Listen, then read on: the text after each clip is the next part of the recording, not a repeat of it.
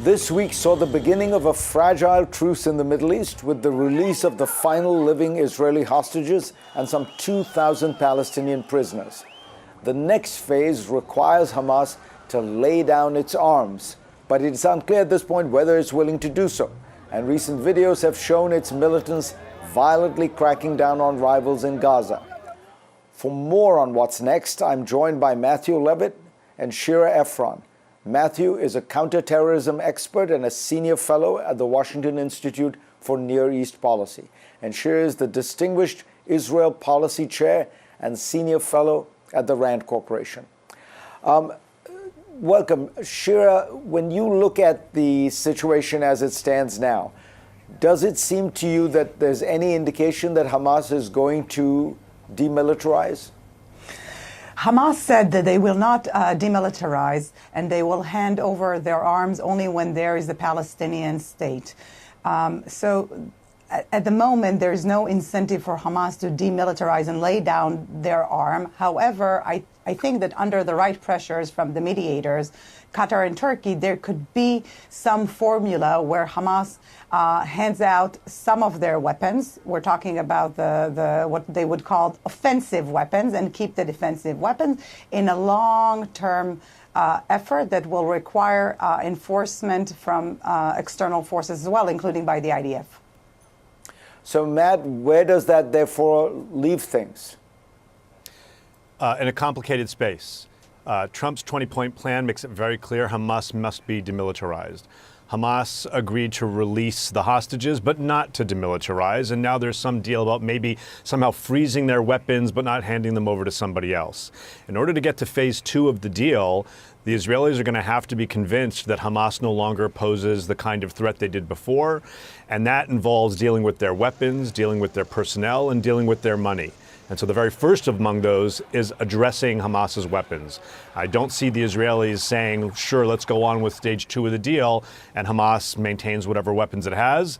They'll say that's an express violation of President Trump's 20 points. So, Shira, that means they are unlikely to withdraw. Israel still controls 53% of Gaza. And so it sounds like what you end up with is pretty much what kind of the last peace deal looked like, when a ceasefire looked like when Biden negotiated it. There was a transfer. They released some hostages, but then went back to fighting. Will they actually go back to fighting? I don't think so. And the reason does not lie with the Israeli decision making. Frankly, I think it all depends on what President Trump says and does. And so far, and the president said it in different words, but he basically said, I will decide what constitutes a violation. The question now lies if there are enough forces and pressure by the U.S., by President Trump, to push the sides to continue with a variety of thorny issues. Disarmament is one, but there's also the bigger question of who governs Gaza, and who controls Gaza, and who controls the money that goes to Gaza. All these questions have to be addressed now, and I'm not sure that the veto on the negotiation to the next phase is being held in Jerusalem. Matt, would you agree with that? It does seem like President Trump has enormous leverage over the Israelis, and he's using it. And Hamas is so battered that you could imagine a situation where violence doesn't erupt, but Israel is still in control of most of Gaza. And then you get to the question of, can you come up with a new Gaza ruling elite? Between now and then, there are two things that have to happen in the immediate. One is some type of temporary international force to go into Gaza to patrol the streets. And the second then is an interim government of some sort. And one of the concerns in the immediate is, as much as President Trump wants this ceasefire to stick, and he will be the one to determine what is a violation, it's going to be very hard to get other countries to pony up soldiers to go into Gaza if they think they're going to be fighting Hamas.